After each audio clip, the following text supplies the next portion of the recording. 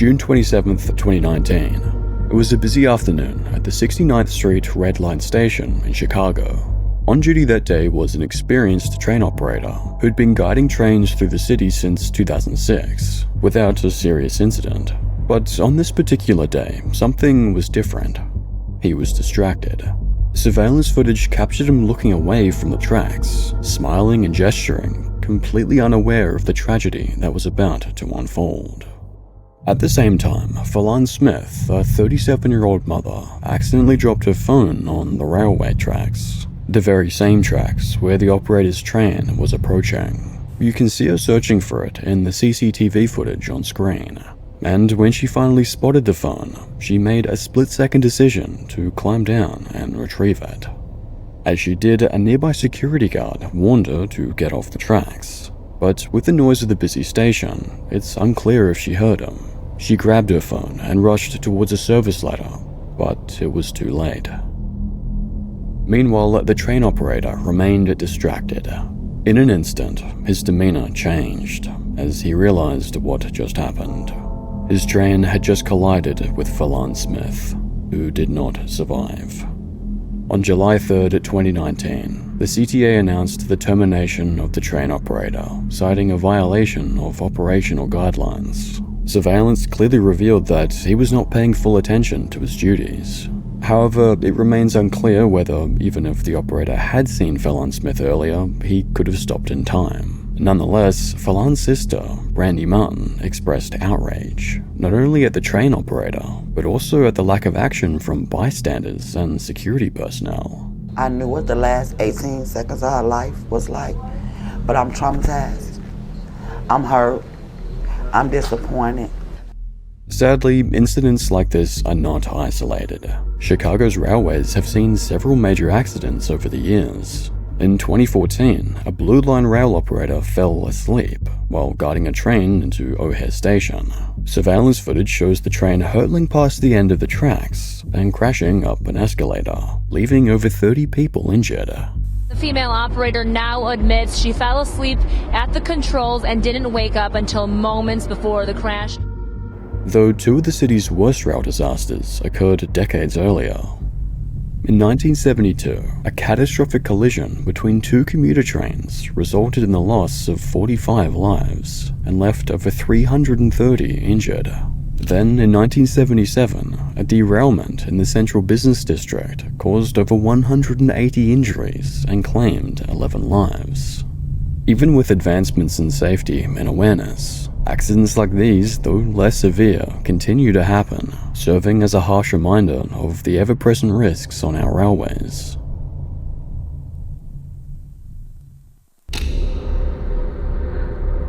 Volcanic eruptions have shaped the Earth throughout history, leaving behind unimaginable destruction and triggering mass extinctions, nearly wiping out all life on the planet.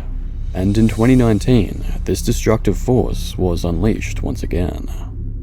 This is Stephanie Broward, alongside her father, Paul, and her sister, Crystal. On December 9th in 2019, they were on vacation in New Zealand, on board the Ovation of the Seas, a Royal Caribbean cruise. A cruise that would take them here, White Island, one of the country's most active volcanoes. Yes, the entire island is literally a volcano. And so Stephanie and her family soon docked at the shore, greeted with what felt like an entirely different world, shown in the footage on screen. The island felt lifeless but full of energy, with massive towering grey rocks and clouds of steam that came from its many hot springs. At the center of the island was a massive crater filled with a steaming acidic lake. The tour guides would lead visitors to this point before returning back to the shore. By now, Stephanie and her family were enjoying the experience. They had just started walking away from the crater when Stephanie paused to take a photo. But as she lined up the shot, she noticed something unusual. Black smoke rising from the lake. Then, moments later, she heard a tour guide shout, "Run."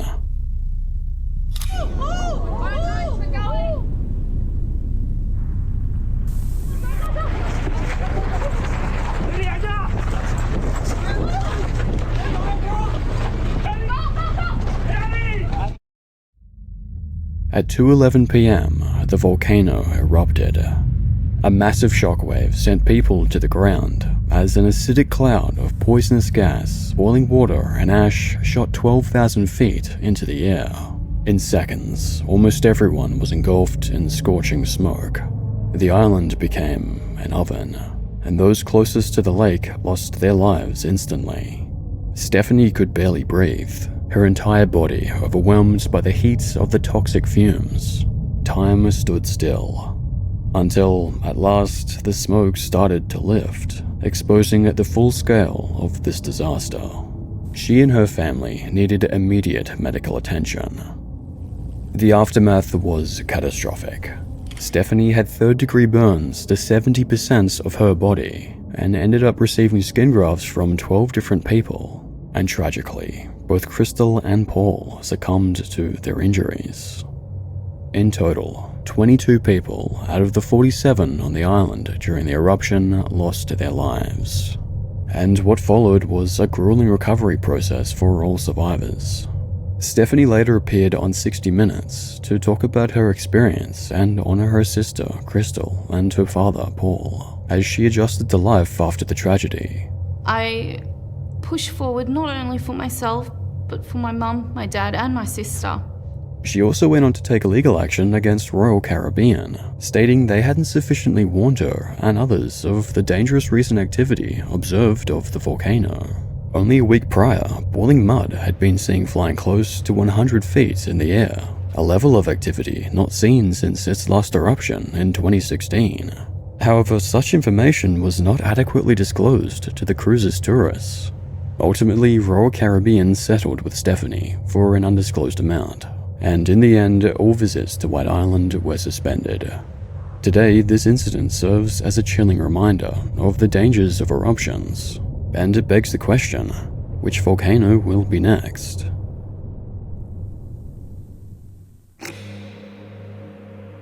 T-minus 10, 9, 8, 7, 6.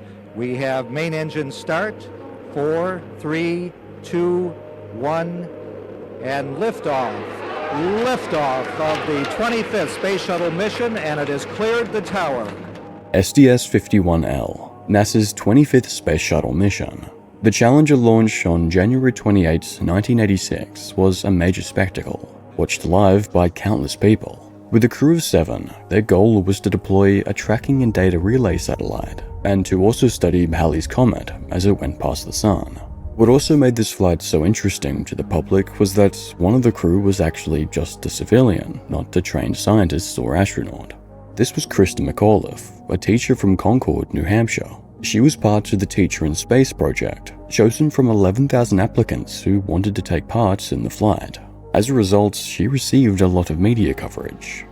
The president said the first private citizen is going to be a teacher. I remember Steve saying, well, you've got to apply. This would be wonderful. Did you think you had even a prayer? I really didn't. I was almost doing it kind of like when you play the lottery. If you don't play it, you don't win. And to support the teacher, schools throughout the USA showed the launch live to students in their classes. Meanwhile, watching the flights in person was many of the crew's friends and families, as well as others who attended the event on that cold winter's day. Here you can see Barbara Morgan, the backup civilian applicant who would fill in for Krista if she couldn't make the flight.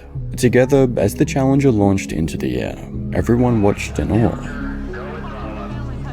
and eventually shock and horror.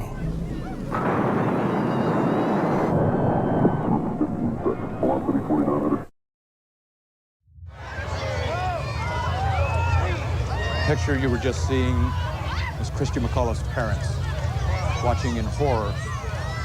These are the students from her school. No, that's not right. That's not right. That's not right.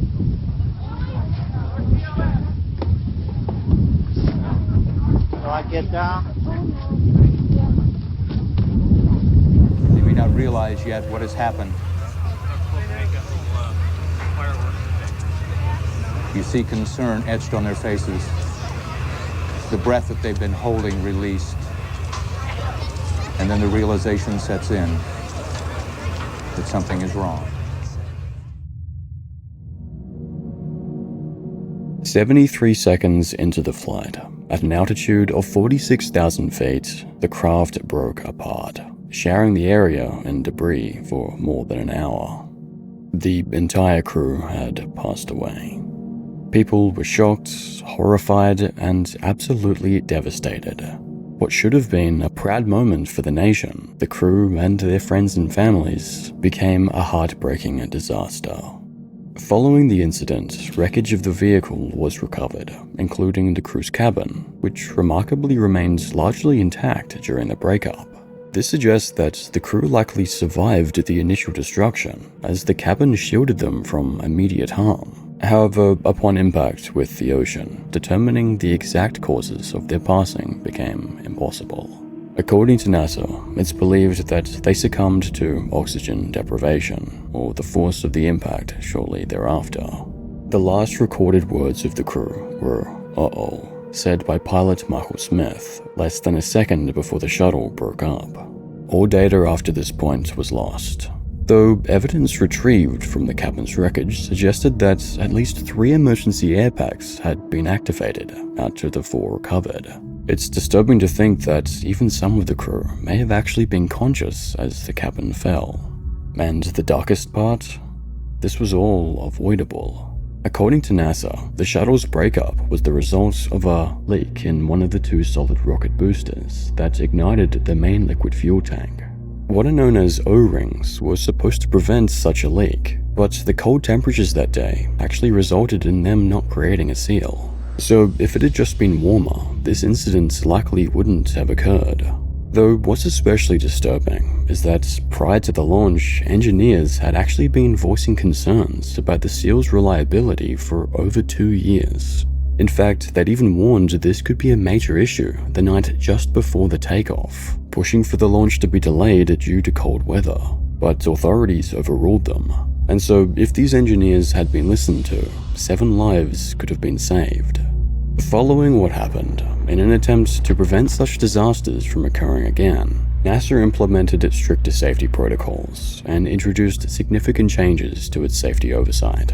Nonetheless, the widespread media coverage and the live broadcast, Krista being set to become the first civilian to go to space, and the failure of authorities to listen to the warnings from their engineers, made this launch's disaster all the more tragic. Even 40 years later, the lives and bravery of Francis Goby, Michael Smith, Alison Onizuka, Judith Resnick, Ronald McNair, Gregory Jarvis, and Krista McAuliffe aren't forgotten. We mourn their loss as a nation together. The families of the 7, we cannot bear as you do the full impact of this tragedy. But we feel the loss, and we're thinking about you so very much.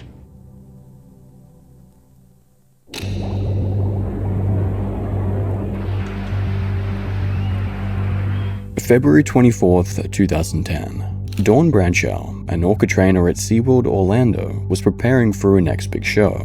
You see, SeaWorld was well known for their elaborate performances with Shamu, who would perform all kinds of entertaining tricks and stunts. It was a show that brought many to the park. Though in reality, Shamu was actually a name used for several different orcas over the years. One of them, who Dawn was about to perform with, was named Tilikum. At over 12,500 pounds and over 22 feet long, he wasn't just massive, he was dangerous. Because Tilly had a dark history with humans, and had actually attacked several different people in the past. 2 of them, Kelty Byrne and Daniel Dukes, didn't survive. Kelty, a part-time trainer, accidentally fell into the pool housing Tilly, while Daniel, a trespasser, entered the orca's tank after hours. And yet, here we were, preparing for another show with this apex predator. Now, despite the dangers of her job, Dawn genuinely cared for the animals she worked with, considering them like her own children. Her passion for orcas had been a lifelong dream, one she had nurtured since the age of 10. By 40, with 15 years of experience at SeaWorld, she'd become a prominent trainer, widely respected for her dedication. Obviously, they're giving out a lot of energy too, but we're working together and having a lot of fun as well. You're amazing. Thank you. You really are. But soon, this dream was about to be completely torn apart. The day was already off to a bad start. A previous show had to be ended prematurely because the orcas were agitated and chasing each other, and now Dawn was up for the next one, called Dine with Shamu. In the footage on screen, you can see Dawn working with Tilly. Now, it doesn't appear like anything has gone seriously wrong, but there are some subtle problems with the performance. The orca wasn't quite following his training.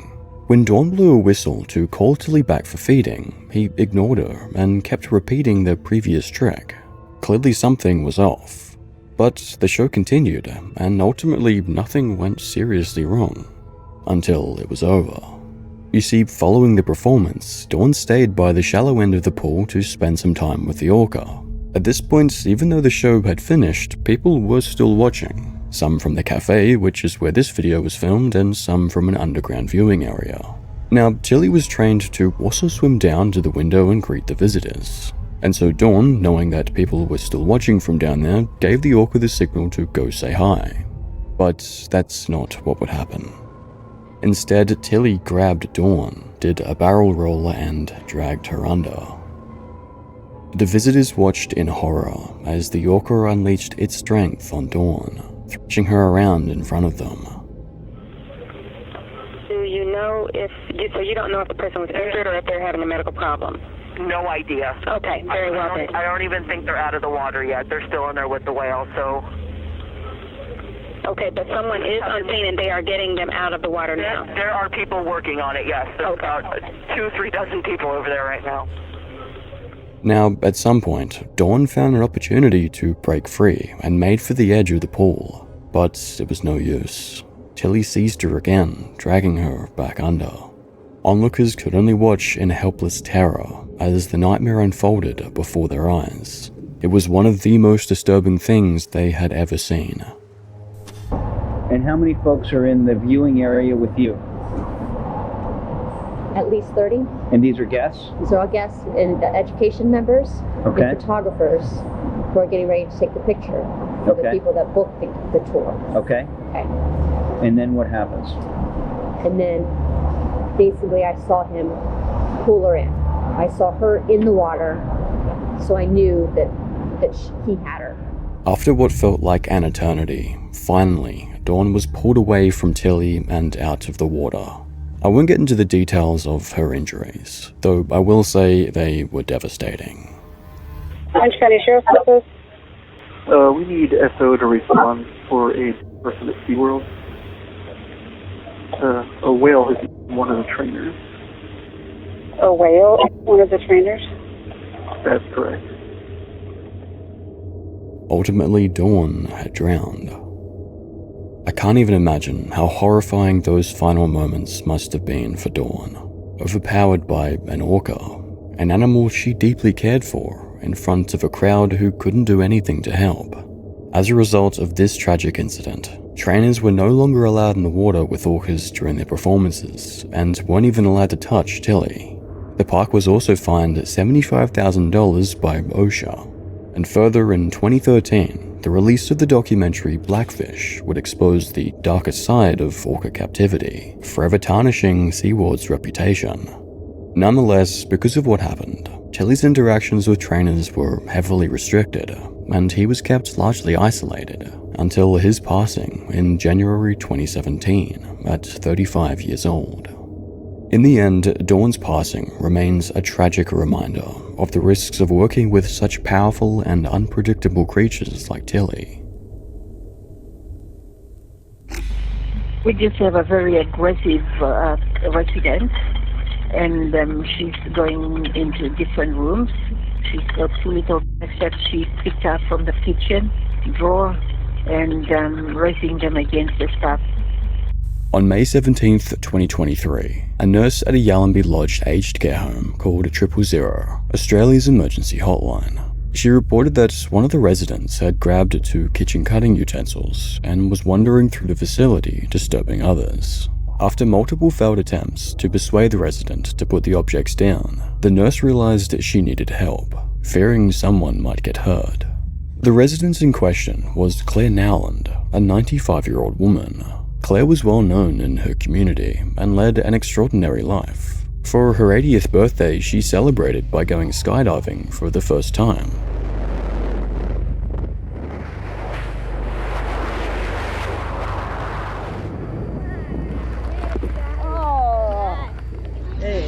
something I've always wanted to do, and I've done it.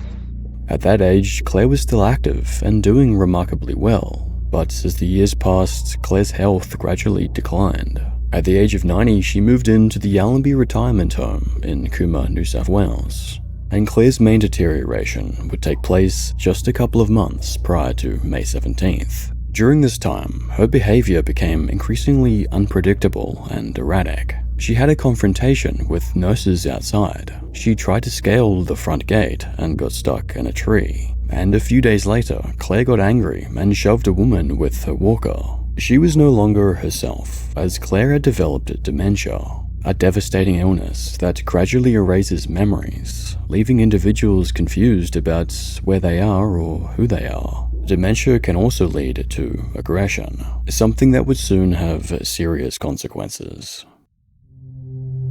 Following the nurse's phone call, emergency services arrived at the facility to assist with the situation. However, strangely, upon their arrival, Claire was nowhere to be found. With no one actively watching her, she seemed to have disappeared. How this happened remains unclear, as the elderly woman had limited mobility and relied on a walker to get around. Even so, the presence of the silverware made her potentially dangerous, and it was unclear how easily she could be disarmed. After all, a single gash could pose a significant risk. So where could she have gone? Well, Claire hadn't actually disappeared. She was just around the corner from those looking for her, as shown in this CCTV footage. And as the group left the area, Claire slowly and quietly moved into the home's treatment room. I should note that by this point, she had put down one of the 2 kitchen utensils she was holding. In any case, with so many people searching for her, she was eventually found. But this is where the case takes a tragic turn. The video on screen shows the emergency responders approaching the treatment room where she was located. Here they asked her to put down the silverware. Seemingly confused, she put down another object she was holding, a pen light, but kept hold of the kitchen utensil. She also began to slowly move toward the responders as they attempted to reason with her. Now, at this point, given how slowly she was moving, one might think that the reasonable response would be to just close the door and wait for her to cooperate, or continue monitoring her from a safe distance. After all, she wasn't in any position to chase anyone, and this approach would minimize risk for everyone involved. However, Senior Constable Christian White, faced with the situation, made a different decision. "Put it down now," he said. "Stop. Now you see this? This is a taser." Christian was in fact holding a taser, and his warning was serious. "You keep coming, you're going to get tased. Stop now. Don't let me give you another warning." And then, "Stop. Just, nah, bugger it." In less than 3 minutes after finding Claire and attempting to negotiate with her, Christian White deployed his taser. "Got her," he said. Claire immediately collapsed to the ground, and officers approached her to retrieve the dangerous silverware. With Claire on the floor, White crouched beside her, saying, "Claire, come on, you're alright." But Claire was not alright. You see, during her fall, her head had struck the ground, fracturing her skull. She was taken to hospital, but 1 week later, Claire Nowlan succumbed to a brain hemorrhage. Christian White was charged with manslaughter, but pleaded not guilty. He defended his actions by stating that his primary concern was protecting those around him. However, the case's prosecutor argued that a reasonable person would not have considered a dangerous confrontation inevitable, stating, quote, "Mrs. Nowlan's speed meant it took her a minute to shuffle forward a meter before she was tasered." Prosecutors described his actions as utterly unnecessary and obviously excessive, adding that the body camera footage of the incident, which was shown in court but is not available to the public, speaks for itself. It's worth mentioning that the footage was reportedly so distressing that some individuals in the courtroom left after witnessing it. As a result of his actions, White was dismissed from the force and was found guilty of manslaughter. This case is particularly tragic. Claire Nowlan's decline and eventual passing had a profound impact, not only on her family but also her community. She is remembered as a well-respected, much-loved and giving member of her local community, as well as the loving and gentle-natured matriarch of the Nowland family.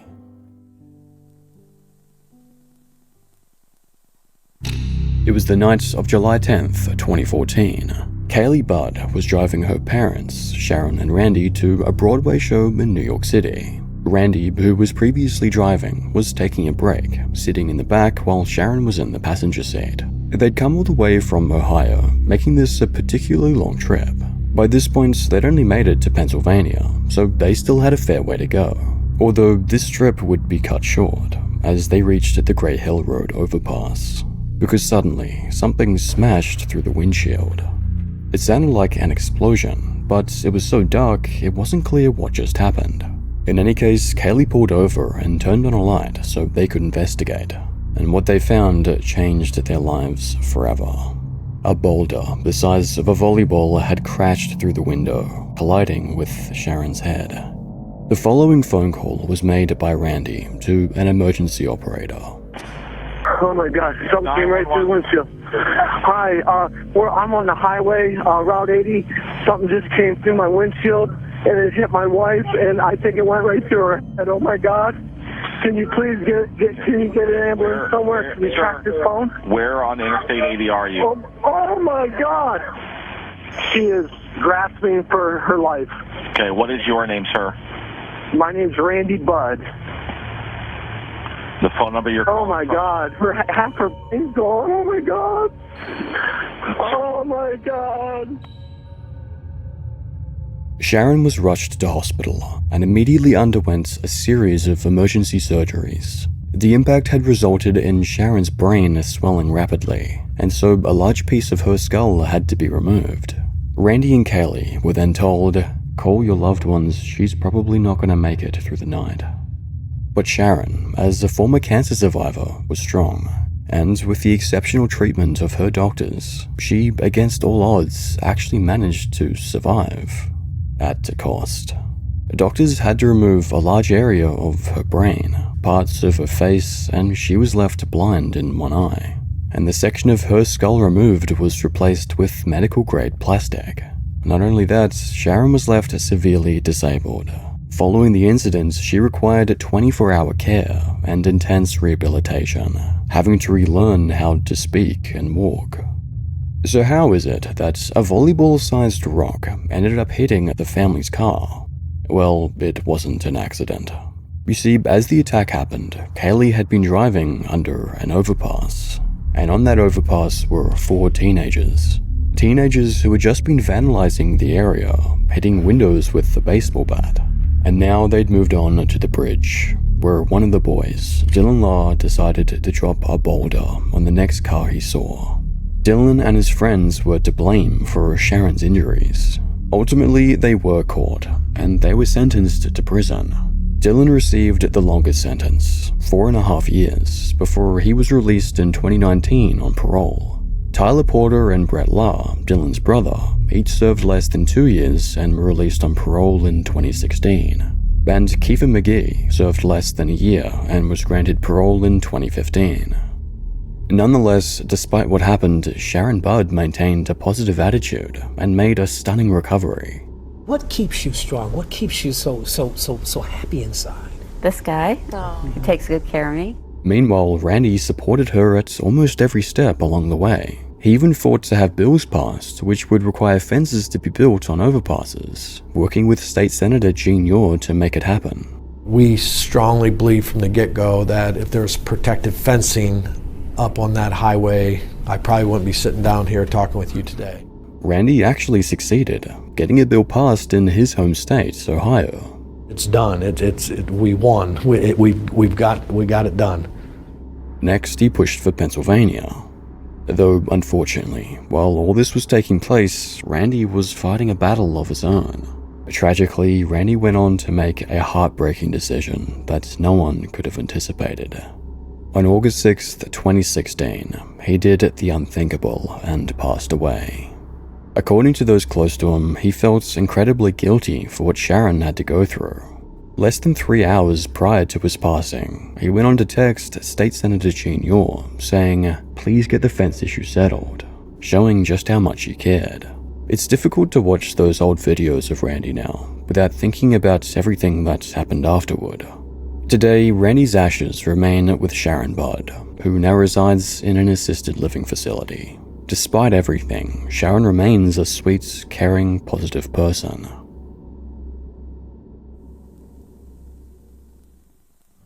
Share a dream at Dreamworld. October 25th, 2016. Kate Goodchild was with her family at Dreamworld, Australia's largest theme park. She was with her daughter alongside her brother Luke and his partner Ruzi. They were exploring the park, taking in the sights and deciding which rides to try next. And like so many others, they stumbled upon what was widely considered one of the park's most popular rides, the Thunder River Rapids ride. A ride where visitors were strapped into a raft and floated down a stream, designed to mimic whitewater rapids. Kate and her family decided to give it a try, getting in the queue and eventually boarding the ride. Though the raft seated 6 people, so 2 others joined them, Cindy Lowe and her son. The raft then left the platform and began its journey down the stream. For the next few minutes, the 6 of them enjoyed themselves as the raft splashed through the water. But like all rides, it eventually came to an end. Their raft was pulled out from the stream and onto a conveyor belt, headed toward the exit platform. Though ahead of them, they noticed another raft on the tracks. It should have been nearing the exit platform too, but for some reason it was stuck. Something wasn't right. You see, what they didn't realize was that the ride was malfunctioning. In fact, it had been all day. One of the 2 water pumps responsible for maintaining the forward movement of the rafts had stopped working. This caused the water levels to drop, stranding the raft ahead of them. However, despite this issue, Kate's raft kept moving, drawing closer to the stationary one. At this point, you'd expect the park staff to stop the ride entirely to avoid a possible accident. But they didn't. Instead, Kate's raft continued toward the stranded one, until they collided. The impact caused the 2 rafts to push upward. The one ahead then fell back into place, but as it did, it acted like a lever, forcing Kate's raft into a vertical tilt. What followed was a nightmare.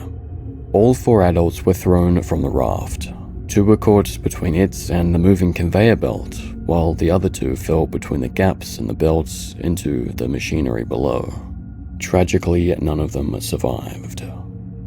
Thankfully, the children managed to climb out and escape, but as they did, they witnessed what happened to their family members on the very ride they'd been enjoying just moments earlier.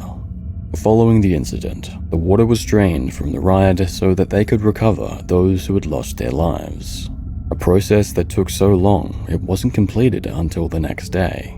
The scene was reportedly so disturbing that many witnesses and paramedics required counseling. Nevertheless, the park closed for 6 weeks as the case was investigated and the lives lost were mourned. And what was uncovered by the investigation was deeply alarming. The ride hadn't undergone a single hazard assessment in its 30 years of operation, and staff were inadequately trained and unaware of proper safety procedures. They didn't even know the location of the emergency stop button, partly because it wasn't labeled, a failure which explains why the ride wasn't fully stopped when the first draft became stranded. Though the ride should have really been stopped entirely as soon as the water pump malfunctioned, which happened multiple times that day. As coroner James McDougall noted, so much could have been done to prevent the tragedy, including installing a system to simply monitor the water level. This would have enabled staff to detect issues early and resolve them before they escalated. And that wasn't all. The investigation uncovered numerous other issues too, prompting McDougall to conclude it was simply a matter of time. As a result, Ardent Leisure, the parent company of Dreamworld, later rebranded as Coast Entertainment Holdings, was fined $3.6 million and their CEO resigned. Additionally, the company and the park suffered tens of millions of dollars in losses due to a significant drop in attendance and various legal settlements. And because of what happened, the Thunder River Rapids ride, once the park's most popular attraction, was completely demolished by 2018. So far in this video, we've explored several dark cases involving tourist destinations, but this one feels especially close to home. I've personally been to Dreamworld many times, and have actually been on the very ride where this tragedy took place. It's chilling to think about what happened to those 4 people, and to know that with such glaring safety issues, it could have happened to anyone at any time. On YouTube, you can find videos of people enjoying this very ride, completely unaware of the potential dangers. The one on screen was filmed just 2 weeks before the incident. No one knew what was about to happen. Kate Goodchild, Luke Dorset, Ruzi Aragi, and Cindy Lowe should still be alive today. Tragically, due to incompetence and negligence, Kate's and Cindy's children must now grow up without their mothers. Today, a memorial stands in remembrance at the park where this tragedy unfolded. It was October 1st, 2017, the last day of the Route 91 Harvest Music Festival in Las Vegas. To many it was a fun experience, a time to sing and dance with friends and family. But at 10:05 p.m., everything changed. It was the final act of the night. Jason Aldean was performing in front of 22,000 people. And then it happened. Loud cracking sounds echoed through the area, followed by an immediate wave of confusion. With limited lighting, the concert was rather dark. Add to that the loud music and the roaring crowd, people didn't really know what they were hearing or what was going on. Was it just firecrackers and fireworks? Quickly, Jason Aldean stopped performing, and as you can see here, was visibly concerned before exiting the stage. And with the music stopped, the concert became just quiet enough to hear the screams, which amplified as the cracking sounds continued. Slowly, people began to realize that those sounds were not firecrackers. They were bullets. People ran for their lives. Some took cover while others jumped fences just to get as far away from the area as possible. But no one knew where the bullets were coming from, and as concertgoers cleared the area, what was left behind was a sea of people on the ground, some in immense pain and others motionless. Victims of the most devastating mass shooting in modern US history. Where, I'm sorry, there's where? At the Route 91 concert. Right across the street from Mandalay Bay. And how many people? Oh, thousands of people. Okay, not a problem. Ma'am, what are you seeing? I'm not seeing any, everybody's just running. Meanwhile, in Mandalay Bay, a security guard, Jesus Campos, was checking the 32nd floor. Strangely, he noticed the doors to the fire escape had been blocked off. At the same time, he began to hear what sounded like construction noises. But what he hadn't realized was that he had just stumbled upon the assailant. Unfortunately for Campos, the man had also set up hidden cameras in room service carts along the hallway. He was being watched. Before Campos knew it, he too was targeted and was struck in the leg. Taking cover, he radioed in what was happening. Soon, law enforcement arrived at the scene, and quickly they went on to knock down the assailant's door to arrest him. But by this point, the perpetrator had already brought about his own end, ensuring he would never face justice, and leaving behind a trail of destruction. The firing lasted over 10 minutes. In that time, over 850 concertgoers were injured, and 60 people would go on to lose their lives. The man responsible was 64-year-old Stephen Paddock. He had arrived at Mandalay Bay 6 days prior, and had actually been given a free stay, as he was a regular at the hotel's casino. During his stay, he brought in over 20 pieces of luggage, containing 23 firearms, and over 6,000 rounds of ammunition. Paddock went on to fire over 1,000 bullets. And if it wasn't for Campos discovering his location and alerting authorities to the area, who knows how many others might have been harmed. Following the incident, MGM Resorts International, the owners of Mandalay Bay, and their insurers went on to pay a settlement of $800 million to over 4,400 victims and their relatives. Today, even after a thorough investigation, it remains unclear what drove Paddock to commit such an atrocious act, and at this point, it's unlikely we'll ever know. February 13th, 2017, Abby Williams and Libby German were dropped off near the Delphi Historic Trails by Libby's older sister, Kelsey. They were planning to spend some time exploring the area. As they made their way along the trail, they hiked across the Monon High Bridge, a well-known landmark in the area. They appeared to be enjoying themselves, but their peaceful afternoon was about to take a tragic turn. At some point, the girls noticed a man following close behind them. Sensing something was wrong, Libby discreetly pulled out her phone and began recording. As he approached, the girls hesitantly greeted him before they realized he was carrying a firearm. The following short audio segment is of this man's voice.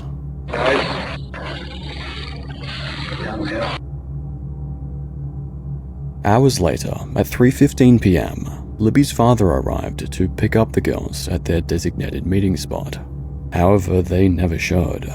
As worry set in, he began searching the area, but his efforts were in vain. There was no sign of Abby or Libby. At 5:30 p.m., the two of them were reported missing to the police. Authorities arrived at the scene and conducted a search, but the girls were nowhere to be found. It wasn't until the following day that their fate was discovered. On February 14th, 2017, the search came to a devastating end when Abby and Libby were found on the north bank of Deer Creek. They had passed away. Some of their clothing was found in the water, while they were covered in sticks. A single unspent bullet was discovered between them. Investigators determined that their injuries were inflicted by a sharp object. The video and audio presented earlier were recovered from Libby's phone and released to the public in an attempt to identify the perpetrator. Based on the evidence, it appeared that the man seen in the video confronted the girls and forced them down the hill. This was the final composite sketch released, representing what authorities believed the perpetrator looked like. Police urged the public to come forward with any information, but despite their efforts, the case eventually went cold. For 6 years, no major progress was made. Then in 2019, Police Superintendent Doug Carter suggested that the perpetrator likely had ties to the community and may have even been interviewed by investigators. Speaking directly to the suspect, Carter declared, "We believe you are hiding in plain sight." Although his words sent a chilling message, years went by without any significant progress, until investigators uncovered a critical error. A tip, submitted by a man shortly after the incident, was mishandled due to a clerical error, preventing further investigation. The man claimed he'd been on the trails the day the girls went missing, that he'd seen them and that he was there to, quote, watch fish. However, due to a mistake in recording his name, the tip was incorrectly marked as cleared, and he was overlooked. Though now, years later, he had become the prime suspect. The suspect in question was Richard Allen, a husband and father, a man who worked at the local CVS. He had even interacted with the victims' families before, blending seamlessly into the community. At first, he seemed like an unlikely suspect, but as investigators revisited the case, the evidence began to mount. Allen's clothing closely matched what was seen in the video, and forensic analysis revealed that the bullet found at the scene was linked to a firearm in his possession. On October 31st, 2022, Richard Allen was officially charged in connection with the tragedy involving Abby and Libby. Interestingly, Allen's defense team argued that he was innocent, instead suggesting that the crime was committed by individuals associated with Odinism, a pagan Norse religion. They cited symbols found at the scene and the positioning of Libby as supposed evidence of a ritualistic sacrifice. However, the judge dismissed this theory and ruled that its potential to mislead the jury far outweighed any relevance to the case. Nonetheless, despite maintaining his innocence in court, prosecutors revealed that Allen had allegedly confessed multiple times to his family, psychologists, prison staff, and even fellow inmates.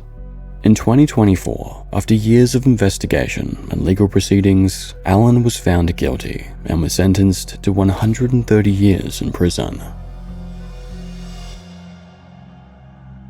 In memory of Abby and Libby, their families established the LNA Park Foundation, a non-profit organization dedicated to preserving their legacy. In 2020, the foundation was selected to receive the NBA All-Star Legacy Grant. This funding helped establish the Abby and Libby Memorial Park, ensuring their memory lives on in the community, an effort to create something meaningful from an unthinkable tragedy.